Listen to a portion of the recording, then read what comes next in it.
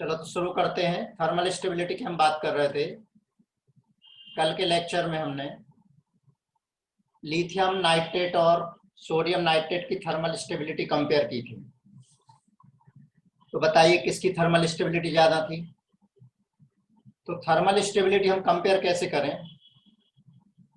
Thermal stability inversely proportional to polarising power. एक question हमने देखा था, compare thermal stability of lithium nitrate and sodium nitrate. तो हमें अच्छी तरह से गुड इवनिंग, हमें अच्छी तरह से मालूम है कि यहाँ पर जो पोलराइजिंग पावर किसके लिए ज्यादा है, लिथियम प्लस के लिए ज्यादा है और सोडियम प्लस के लिए पोलराइजिंग पावर कम है।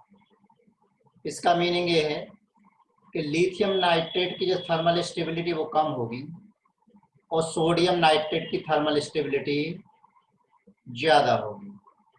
और एक कल हम डिस्कस भी कर चुके थे और सेकंड नंबर का लेक्चर कल बाय मिस्टेक हम अपने रिकॉर्डिंग पे नहीं लगाया। लास्ट का वो रिकॉर्डिंग बंद करने की बजाय चालू की थी, उतना सा लेक्चर रिकॉर्ड हो गया। तो अब जो मैं बोला था कि नोट कर लेना वो आप लोगों ने नोट कर लिया होगा। तो लिथियम नाइट्रेट को जब हम हीट करते हैं तो हीट करने पर हमें मिलता है lithium oxide plus NO2 gas plus O2 gas. और जबकि सोडियम नाइट्रेट को जब हम हीट करते हैं तो हीट करने पर sodium nitrite plus O2 gas मिलती है, NO2 गैस इसमें नहीं मिलती है। तो इसका मतलब यह है कि जो poly atomic s block element के जो पॉली एटॉमिक एनाइन वाले सॉल्ट हैं, यहां देखिए एक note, in s block. Good evening sir. Good evening. कल नहीं थे सर, कल थोड़ी तबीयत खराब हुई थी। हाँ, in s block elements on moving from top to bottom,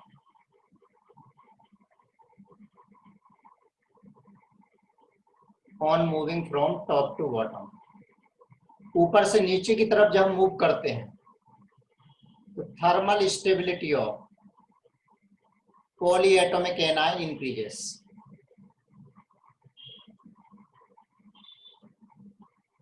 polyatomic anion increases.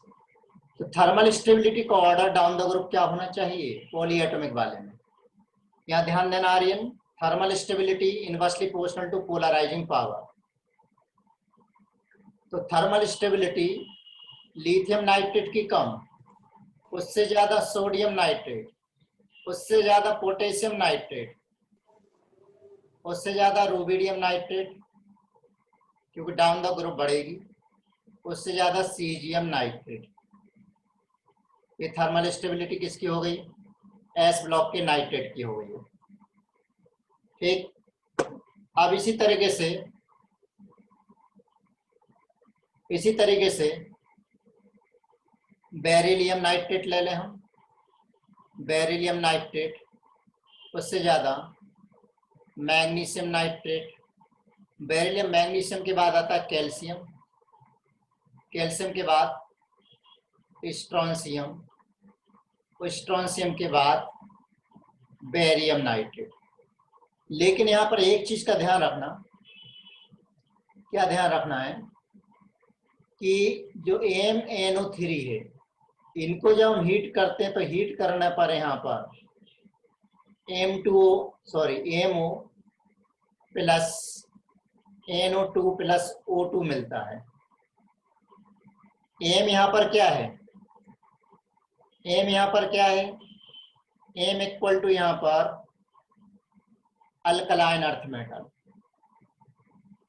M यानी beryllium, magnesium, calcium, strontium, barium, EM।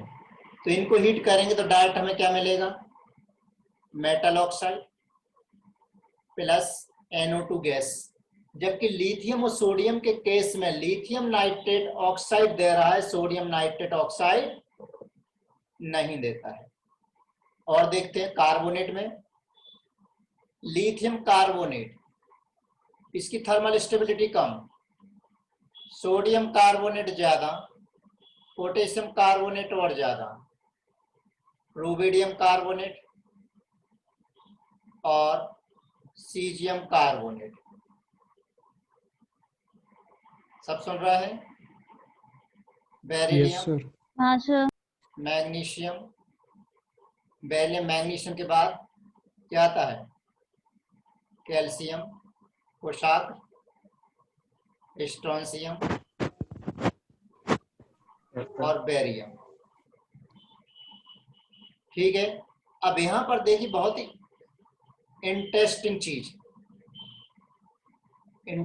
चीज क्या है, लिथियम कार्बोनेट बहुत कम स्टेबल है। ठीक है ना, ये बहुत कम स्टेबल है, लेस स्टेबल। तो इसको जरा सा अगर आप हीट करोगे तो हीट करने पर Li2O प्लस CO2 में कन्वर्ट हो जाता है। कौन? Lithium carbonate. जबकि अदर कार्बोनेट जैसे हम ले लें Na2CO3, इसको अगर आप हीट करोगे नॉर्मल कंडीशन में तो आसानी से ब्रेक नहीं होता। ये बात अलग है, हायर टेम्परेचर पर डिकम्पोज हो जाएगा, लोअर टेम्परेचर पर आसानी से डिकम्पोज नहीं होगा, बहुत ज्यादा हमें इसको हीट करना पड़ेगा। ठीक है, लेकिन बेरिलियम, इसी तरह से बेरिलियम कार्बोनेट को ले लीजिए, बेरिलियम कार्बोनेट को आप हीट करेंगे तो हीट करने पर ही दे देगा beryllium oxide plus CO2 gas बाहर निकलेगी। मैग्नीशियम कार्बोनेट को हीट कर दीजिए तो यानी कार्बोनेट को हीट करने पर यहाँ पर हमें ऑक्साइड मिलेगा, साथ में CO2 गैस मिलेगी। कैल्शियम कार्बोनेट को हीट करिए तो यहाँ पर calcium oxide plus CO2 gas मिलेगी। स्ट्रोंशियम कार्बोनेट को हीट करिए तो हीट करने पर strontium oxide plus CO2 gas मिलेगी। और बेरियम कार्बोनेट को हीट करिए तो बेरियम कार्बोनेट को हीट करने पर बेरियम ऑक्साइड प्लस CO2 मिलेगा। तो ज्यादा स्टेबल कौन है इसमें से? हम पढ़ चुके हैं ज्यादा स्टेबल है, क्योंकि डाउन द ग्रुप स्टेबिलिटी बढ़ती है, और जबकि जो बेरिलियम कार्बोनेट है वो कम स्टेबल है। आना ये लेस स्टेबल देखा हमने। तो जब केमिकल इक्विलिब्रियम एक चैप्टर उसमें आप आओगे तो वहां पर केपीओ केसी टर्म आती है। तो मुझे बताइए CO2 किस में ज्यादा बनेगी, बेरिलियम कार्बोनेट में या बेरियम कार्बोनेट में? CO2 किस में ज्यादा मिलेगी? सर BeCO3 में। BeCO3 में ज्यादा मिलेगी। राइट बच्चों, सभी क्लियर है? Yes sir. और टेंशन बिल्कुल नहीं लेना, बहुत अच्छे से समझ में आएगा। वापस से रिवीजन होगा 11th वालों का भी, वो भी 11th के टाइम में। ठीक है, लेकिन मैं चाहता हूं कि तुम्हें सब चीजें पता होनी चाहिए कि हमें किस लेवल पे आगे तैयारी करनी है। अगर हम सोचे कि नहीं बेटा पहले एक काम करो अधूरे कंसेप्ट पढ़ लो, तो फिर क्या होगा, ना तो मुझे पढ़ाने में इंटरेस्ट आएगा ना तो पढ़ने में, क्योंकि पहली बात तो पता ही नहीं रहेगा क्या छोड़ा, क्या पढ़ाया, क्या उड़ाया। और दूसरी चीज, ऐसी थ्योरी भी हमें नहीं पढ़ना है जिससे हमें क्वेश्चन ही ना बने। कम से कम क्वेश्चन देखते से ये तो पता लगना चाहिए कि हाँ यार कहीं तो पढ़ा है, ये बात अलग है, हमें नहीं बन रहा है, लेकिन फीलिंग आनी चाहिए कि हाँ सर क्वेश्चन तो बढ़िया बना है, क्वेश्चन तो बढ़िया था, ये बात अलग है कि वो हमसे नहीं बना, ये मालूम था कि हमने पढ़ रखा है। तो बताइए गैस का हम क्या निकालते? Partial pressure. गैस का पार्शियल प्रेशर निकालते थे हम। पार्शियल प्रेशर ऑफ CO2 कम रहेगा कि ज्यादा रहेगा? यहां ज्यादा रहेगा, और जबकि इसमें पार्शियल प्रेशर ऑफ CO2 कम रहेगा, तो CO2 कम बनेगी। तो हम ऐसा लिखते हैं partial P, partial pressure of CO2 यहां पर ज्यादा, और यहां पर पार्शियल प्रेशर ऑफ CO2 इस केस में कम रहेगा। तो जब आप यहां पर इक्वेशन लिखोगे 11th तुम्हें समझ में नहीं आएगा, अगले चैप्टर में आएगा। तो यहाँ Kp इक्वल टू समझ गया PCO2, तो यहाँ Kp ज्यादा रहेगा, जबकि यहाँ का जो Kp रहेगा वो कम रहेगा, क्योंकि Kp किसके बराबर है यहाँ पर? CO2 के प्रेशर के बराबर। तो इसको एक को मैं Kp ले लेता हूँ, एक को Kp डैश ले लेता हूँ, एक को P डैश CO2 ले लेता हूँ। तो PCO2 कहाँ ज्यादा है? बेरिलियम कार्बोनेट में, यानी वहां का Kp बड़ा होगा और इसका Kp डैश छोटा होगा। ऐसा भी क्वेश्चन बन जाता है। क्या इतनी बात समझ में आई है?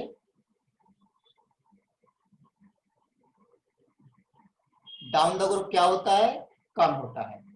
अच्छा, लेफ्ट टू राइट बताइए मुझे, left to right polarising power कम होगी कि बढ़ेगी? लेफ्ट राइट पोलराइजिंग पावर बढ़ती है। पोलराइजिंग Cation की पावर बढ़ेगी तो थर्मल स्टेबिलिटी क्या होगी? थर्मल स्टेबिलिटी कम होगी। कम होगी। ठीक है ना? तो जैसे मैं ले लूं Na2CO3। सर हाँ, left to right polarising power कम होगी ना? साइज कम होगा कि बढ़ेगा? साइज कम होएगा। पोलराइमीटर बढ़ेगा तो हाँ, बढ़ेगी। तो पोलराइजिंग पावर ओके सर। बढ़ेगी। मैग्नीशियम कार्बोनेट और एल्यूमिनियम कार्बोनेट, एल्यूमिनियम कार्बोनेट। ठीक, अब इसमें बताइए पोलराइजिंग पावर का ऑर्डर क्या है? किसका साइज बड़ा? साइज का बताइए Na बड़ा। का, सोडियम का। सोडियम प्लस का साइज बड़ा, उससे छोटा Mg प्लस प्लस, मैग्नीशियम उससे छोटा Al+3। तो पोलराइजिंग पावर का ऑर्डर Na प्लस का कम, Mg कम, प्लस प्लस का ज्यादा, और Al+3 का और एल्यूमिनियम ज्यादा। तो पोलराइजिंग पावर ज्यादा यानी थर्मल स्टेबिलिटी कम। थर्मल स्टेबिलिटी सोडियम कार्बोनेट की ज्यादा होगी, सोडियम कार्बोनेट की थर्मल स्टेबिलिटी ज्यादा, एल्यूमिनियम कार्बोनेट की थर्मल स्टेबिलिटी कम होगी। क्या ये बात क्लियर होगी सभी को? हाँ सर। हाँ सर। ठीक है ना? हाँ समझ में आ सर। रहा है ईशा? समझ में आ रहा है बेटा आप थोड़ा बहुत? देखो एक बात ध्यान रखना, मन के हारे हार है, मन के जीते जीत। बात समझ में आई मैंने क्या बोला? इंसान मन से हारता है। अगर हमने पहले ही सोच लिया कि नहीं हम इतना लेवल नहीं झेल पाएंगे, लेवल कुछ नहीं होता, सिर्फ कंसेप्ट होता है। या तो छोड़ो या पढ़ो, कंसेप्ट अधूरा छोड़ दो या पढ़ लो पूरा। तो अभी टाइम है तो पूरा पढ़ो, नहीं समझ में आए कोई बात नहीं, 1 साल और है अभी तुम्हारे पास, लेकिन एटलीस्ट तुम्हारे पास सब चीज रहेगी, पढ़ने में तो आ जाएगा ही। नोट करते चलना, नोट कर लिया था ना इतना? Yes sir. हाँ, साथ में पेन कॉपी हमेशा रखिए, सभी पेन कॉपी हमेशा रखिए। और मैंने बता रखा है कि एक रिवीजन कॉपी के नाम से, जो दोबारा पढ़ना है चैप्टर, रिवीजन नोट्स के नाम से कॉपी रख लीजिए। स्क्रीन प्रॉपर दिख रही है, क्रिस्टल क्लियर दिख रही है? हाँ सर। हाँ सर। वेरी गुड, मतलब पहले से बेहतरीन दिख रही है ना? अब राइटिंग में भी कोई दिक्कत नहीं? सर मस्त हो गई। Very good. देखो पढ़ाते पढ़ाते हम भी सीख रहे हैं यार। देखो पहली बार ऑनलाइन हमने पढ़ाया, तो ऑनलाइन पहली बात तो टेक्नोलॉजी हमें पता नहीं थी, कुछ चीजें तुम लोगों ने बताई, कुछ हमने अरेंज करी। अभी भी सीखते ही रहते हैं, धीरे धीरे सिस्टम बढ़ जाएगा। तो मुझे उम्मीद है कि सभी के लिए बहुत अच्छे दिन आने वाले हैं केमिस्ट्री के लिए। तो अब आगे देखिए, तो पॉली एटॉमिक एनाइन के लिए thermal stability down the group क्या हो रही है? बढ़ रही है।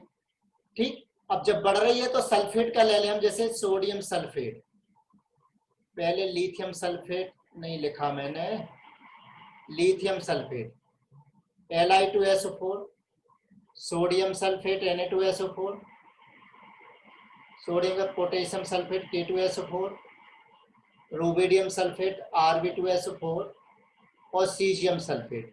बताइए क्या होगी thermal stability down the group? Down the group बढ़ेगी। बढ़ेगी। क्यों बढ़ रही है? क्योंकि polarising power down the group कम हो रही है। कैटायन का कम साइज होती, बढ़ेगा तो पोलराइजिंग पावर क्या होगी? कम होगी। कम हो जाएगी। बेरिलियम सल्फेट, बेरिलियम के बाद magnesium sulphate, calcium sulphate, strontium sulphate, barium sulphate, same order बिल्कुल इसमें भी होगा। हाँ सर। होगा। अच्छा, बाइकार्बोनेट ले लें, bicarbonate, lithium bicarbonate, LiHF। Sodium bicarbonate, potassium bicarbonate, rubidium bicarbonate, और सीजियम बाइकार्बोनेट, तो thermal stability down the group बढ़ रही है, ये बढ़ रही है। तो ध्यान देना, एक्वस सॉल्यूशन में, एक्वस सॉल्यूशन इसका इस सॉलिड फॉर्म में एग्जिस्ट नहीं करता है, ये exist in solid form. 5 solid form में एग्जिस्ट करते हैं, एग्जिस्ट इन सॉलिड फॉर्म। सिर्फ 5 ही बाइकार्बोनेट हैं, 5 ही बाइकार्बोनेट सॉलिड फॉर्म में एग्जिस्ट करते हैं, 4 तो हो गए, और एक और होता है, एक कौन सा, अमोनियम बाइकार्बोनेट। तो अगर एक क्वेश्चन आ जाए तो बताइए कौन सा बाइकार्बोनेट सॉलिड फॉर्म में एग्जिस्ट करता है, कौन कौन से करते हैं bicarbonate alkali metals exist in solid form? सारे अल्कली मेटल नहीं, सारे अल्कली मेटल नहीं, कौन कौन से हैं, लिथियम छोड़ के, लिथियम छोड़ करके, यानी सोडियम, पोटेशियम, रूबिडियम, सीजियम और अमोनियम।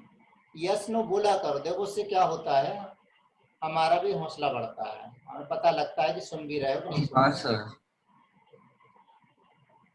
बाइकार्बोनेट, ये बात क्लियर होगी। अब देखिए बाइकार्बोनेट को अगर हम हीट करें तो क्या होता है, जैसे हम सोडियम बाइकार्बोनेट ले लें, उसको हीट करें, सोडियम बाइकार्बोनेट को अगर याद हो 11th में आप एस ब्लॉक में देखेंगे, बेकिंग पाउडर के नाम से भी हम इसको जानते हैं।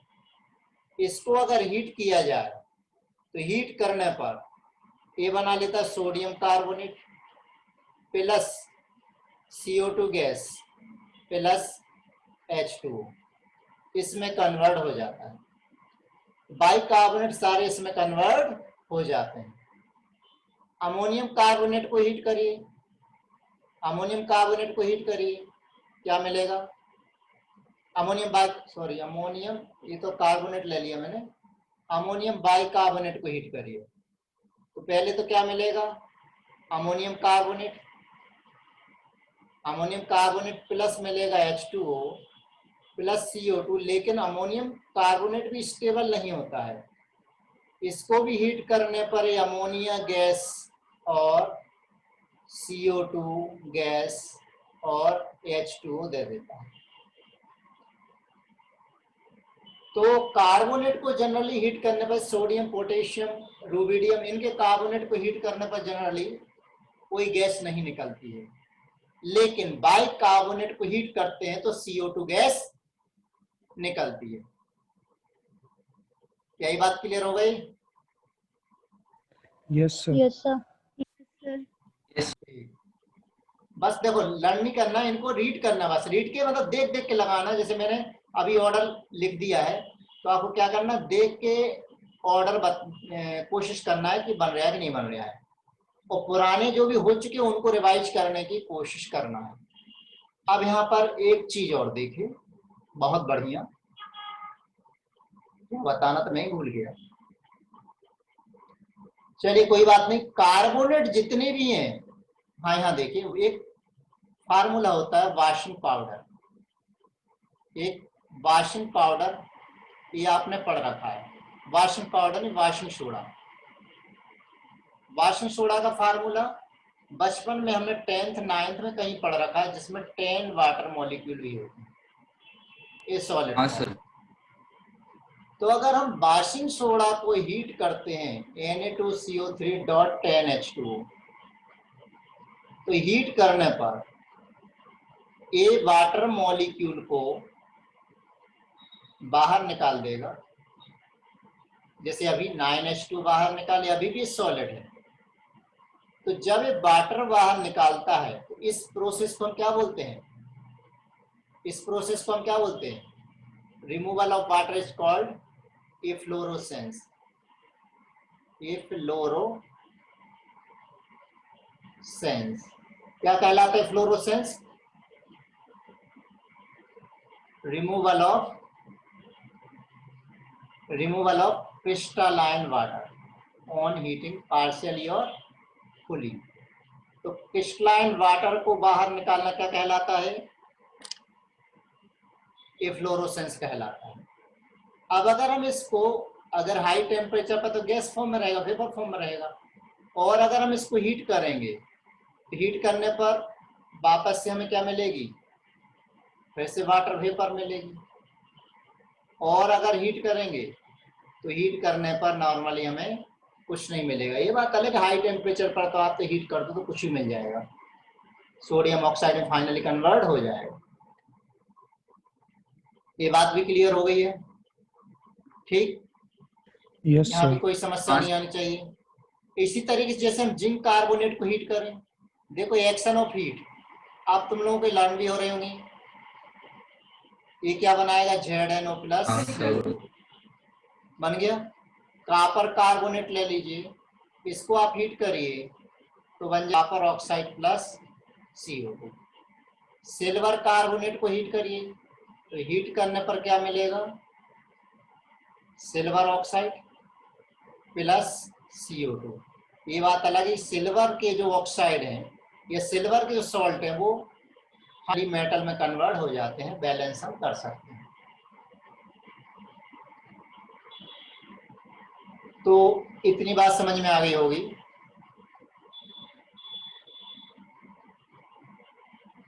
Yes, sir. ठीक,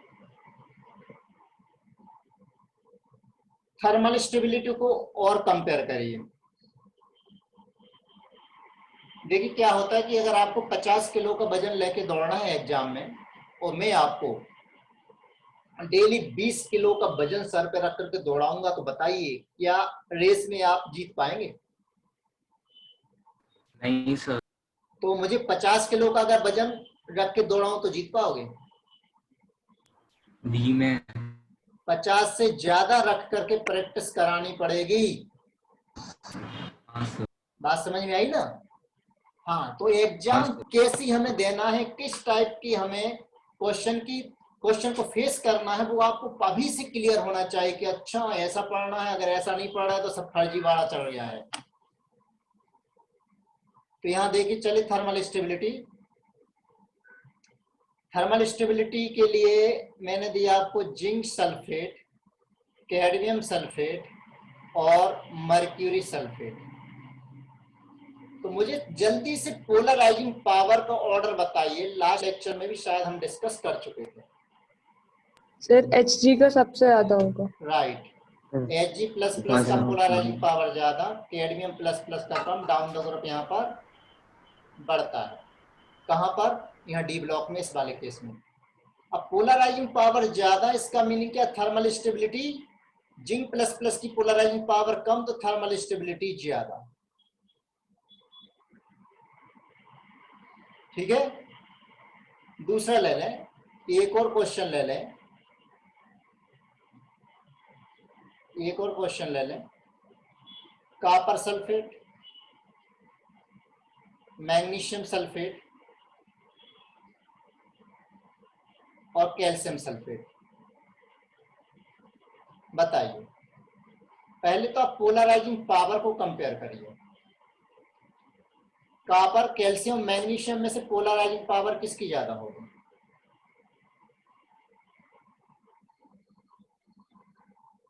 कॉपर डी ब्लॉक है, मतलब उसमें अंदर 18 इलेक्ट्रॉन है, तो पोलराइजिंग पावर किसकी ज्यादा होगी? कॉपर की।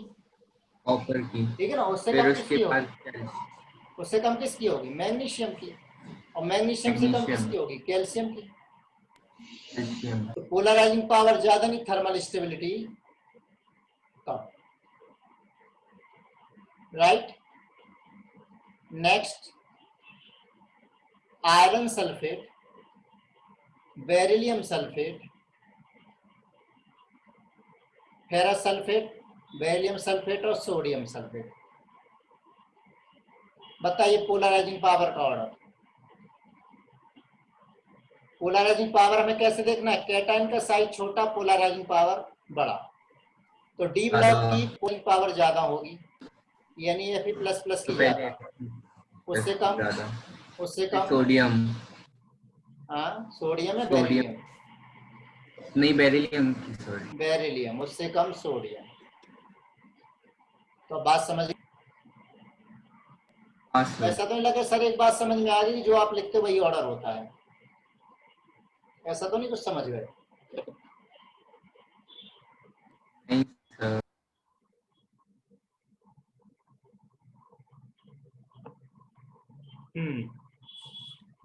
एक और क्वेश्चन, थर्मल स्टेबिलिटी की हम बात कर रहे हैं।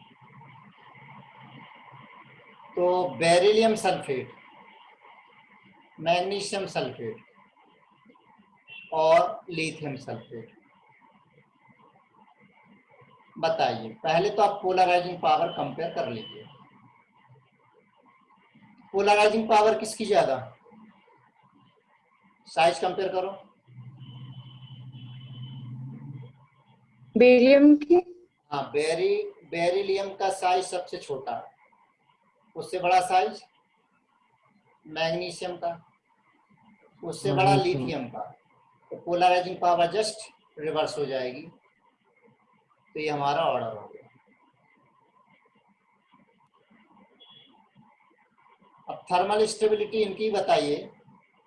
Lithium hydroxide, sodium hydroxide, potassium hydroxide, rubidium hydroxide और सीजियम हाइड्रोक्साइड।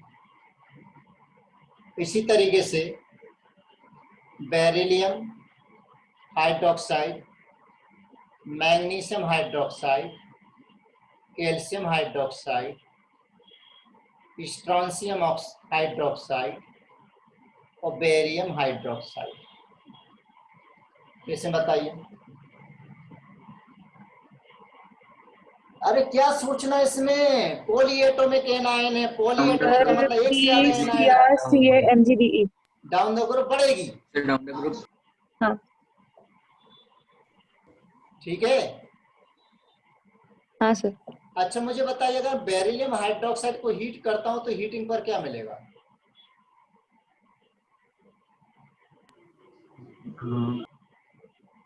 इसको हीट करिए तो हीटिंग पर क्या मिलेगा? MgO। MgO।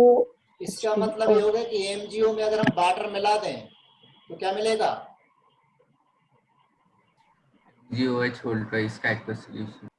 बात समझ में आ रही है ईशा? हाँ इसका सर। हाँ सर। Yes sir. पता नहीं सर। है? ये हमने कहाँ पढ़ा था पीरियोडिक प्रॉपर्टी में? देखो बेरिलियम ऑक्साइड में अगर हम वाटर मिला दें तो उसका हाइड्रोक्साइड बन जाएगा। इसे वाटर मिला दीजिए, हाइड्रोक्साइड बन जाएगा। बन जाएगा। वाटर मिलाइए, हाइड्रोक्साइड बन गया। वाटर मिलाइए, हाइड्रोक्साइड बन गया। तो सबसे कम स्टेबल कौन सा हाइड्रोक्साइड है? Sir beryllium. सबसे कम बेरिलियम। लिथियम हाइड्रोक्साइड को भी हीट करिए, लिथियम हाइड्रोक्साइड को भी हीट करें, ये भी कम स्टेबल है, तो इसका ऑक्साइड में कन्वर्ट हो जाएंगे। ये बन गया। तो हाइड्रोक्साइड को हीट करेंगे तो ऑक्साइड बनेंगे, ऑक्साइड को वाटर में डिसॉल्व करोगे तो फाइनली हाइड्रोक्साइड बनेंगे। ठीक है। तो कार्बोनेट को हीट करने पर क्या मिलता है? CO2 और ऑक्साइड। CO2 oxide. ऑक्साइड को जैसे यहां देखिए, कार्बोनेट, जैसे मैंने लिया कैल्शियम कार्बोनेट, कैल्शियम कार्बोनेट को हीट करा तो हीट करने पर क्या मिलेगा? CO2 गैस निकली और CaO और CO2। और CO को जब वाटर में डिसॉल्व किया तो क्या बना? COH COH hold twice. और इसको अगर हम वापस हीट करें तो क्या मिला? फिर से वही। Calcium oxide. और यह जो CO2 बाहर निकला है, CO2 को वाटर में डिसॉल्व करें तो ये रिएक्शन पीरियोडिक टेबल में हमने देखी थी, क्या बनता है H2CO3 carbonic acid. Carbonic acid. तो कुछ नहीं करना, जो हमने पढ़ रखा है उसको डेली 4-5 पेज डेली रिवाइज करना स्टार्ट करिए, ऐसा परफेक्शन आएगा आप सोच नहीं सकते हो। लेकिन क्या हम डेली नया खाते रहे हो, पुराने को हम पचाए ना तो कुछ नहीं होने वाला है। तो जो खा लिया उसको पचाना भी हमें बहुत जरूरी है। आगे बात समझ में, क्या जरूरी है? ये एग्जाम मेरी नहीं तुम्हारी नहीं, एग्जाम के लिए मजबूरी है।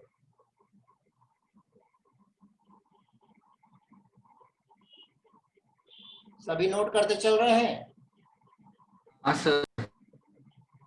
ठीक, तो इन सबको हमने हीट कर लिया है। अब कई बार क्या होता है, यहां ध्यान देना,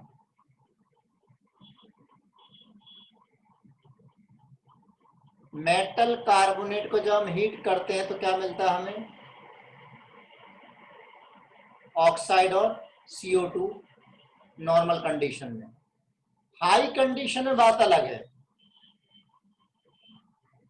अब यहां देखिएगा, जैसे मेटल कार्बोनेट हमने लिया यहां पर M2CO3, इसको हीट किया, इसको हीट किया तो क्या हमें M2O प्लस CO2 मिलेगा। CO2। अगर M इक्वल टू हम ले लेते हैं यहाँ पर सोडियम, पोटेशियम, रुबिडियम, सीजियम, तो ये रिएक्शन एक्चुअल में नहीं होती क्योंकि स्टेबल है सोडियम पोटेशियम की। तो हाई टेम्परेचर पर होता क्या है, हाई टेम्परेचर पर ये अगर सॉलिड है तो इनका लिक्विड मिल जाता है, यानी मेल्टिंग हो जाती है। ये बात अलग है, बहुत ज्यादा हाई टेम्परेचर रख दें तो फिर वो डिकम्पोज हो सकते, अदरवाइज नहीं होते। कब? जो स्टेबल कार्बोनेट है उनकी बात कर रहा हूं, ना कि अनस्टेबल कार्बोनेट की। ठीक है, अब मुझे इसकी रिएक्शन ये बताइए, CuOH whole twice dot CuCO3, इसे बोलते बेसिक कॉपर कार्बोनेट। बेसिक तांबे के जो कॉपर के जो हाँ। बर्तन होते हैं ना, उसमें जो ग्रीन कोटिंग होती है, वो ग्रीन कोटिंग इसी की वजह से होती है। हाँ सर। इसको हीट करिए तो हीट करने पर क्या मिलेगा, अलग अलग करो, कॉपर कार्बोनेट को हीट करेंगे तो क्या मिलेगा, CuO प्लस CO2, और CuOH होल ट्वाइस को हीट करेंगे तो भी क्या मिलेगा, CuO मतलब 2 मोल प्लस H2O। तो यहाँ जो CuO है इसका कलर होता है ब्लैक, CuO का कलर क्या होता है, ब्लैक। तो यहीं पर मैं लिख देता हूं, दो टाइप के हैं, एक है CuO, ये ब्लैक है, ब्लैक ऑक्साइड भी बोलते हैं इसको। एक होता Cu2O, ये होता है रेड कलर का। ठीक है, ये बात समझ में आई? अच्छा, सिल्वर और मर्क्यूरी, इनके सॉल्ट ले लें हम, इनके सॉल्ट को जब हम हीट करते हैं तो फाइनली हमें क्या मिलता है, सिल्वर मर्क्यूरी सॉलिड मिलता है। मर्क्यूरी, हाँ। क्या मिलता है, सिल्वर और मर्क्यूरी सॉलिड।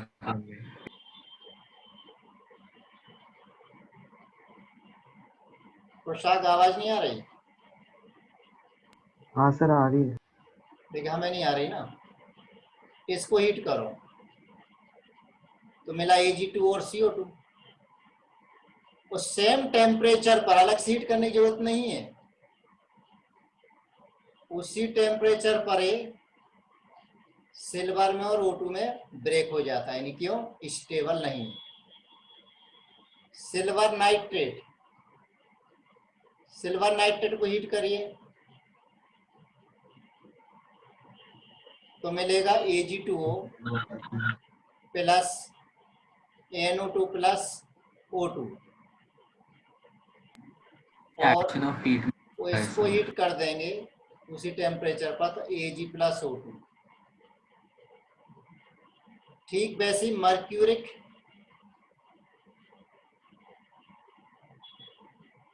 मर्क्यूरिक कार्बोनेट, इसको हीट करने पर पहले तो मिलेगा हमें Hg और CO2, लेकिन उसी टेम्परेचर पर मर्क्यूरी में और ऑक्सीजन में डिकम्पोज हो जाता है। इतनी बात क्लियर हो गई है? हाँ सर। तो नेक्स्ट है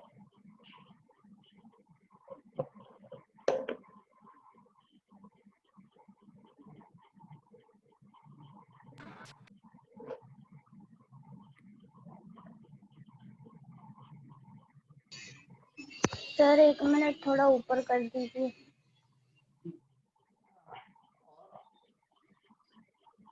ठीक। हाँ सर हो गया।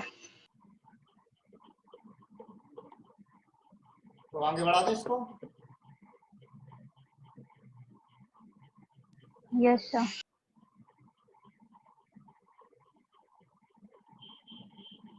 चलिए फर्स्ट लेक्चर के लिए 3 मिनट और बचे हैं, तो उसके बाद एक लेक्चर और।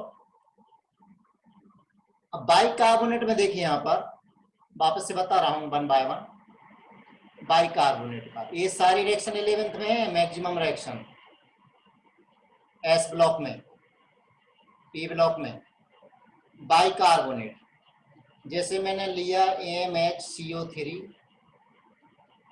इसको हीट किया तो बनेगा Am2CO3 plus CO2 plus H2O, 2 मोल लेना पड़ेगा। लेकिन यहाँ पर M क्या है? सोडियम, पोटेशियम, रूबिडियम और सीजियम। लेकिन अगर ये बाइकार्बोनेट लिथियम बाइकार्बोनेट है, पहली बात तो स्टेबल ही नहीं होता है, तो ये कन्वर्ट हो जाता है किसमें? Li2O में, प्लस CO2 प्लस H2O, क्योंकि इसका कार्बोनेट भी स्टेबल नहीं होता है। फाइनली इसमें कन्वर्ट हो जाता है। एक्चुअल में होगा क्या? पहले कन्वर्ट होगा लिथियम कार्बोनेट में और H2O बाहर, और लिथियम कार्बोनेट को हीट करेंगे तो लिथियम ऑक्साइड बन जाएगा।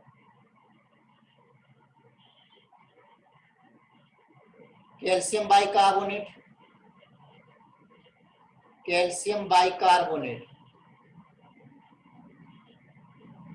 इसको हीट करिए, एक्वस फॉर्म में होता है, सॉलिड फॉर्म में नहीं मिल पाता है, तो मिलेगा CaCO3 solid plus CO2 gas plus H2O। और ये हाई टेम्परेचर पर जब टेम्परेचर इंक्रीज करते हैं तो हाई टेम्परेचर पर ही कैल्शियम ऑक्साइड प्लस CO2 में कन्वर्ट हो जाता है। आपके 11th के सिलेबस में है। तो इतनी बात क्लियर होगी सभी को? Yes sir. ठीक है, इस लेक्चर में Yes, इतना sir. ही। एक लेक्चर और अटेंड करिए, राइट?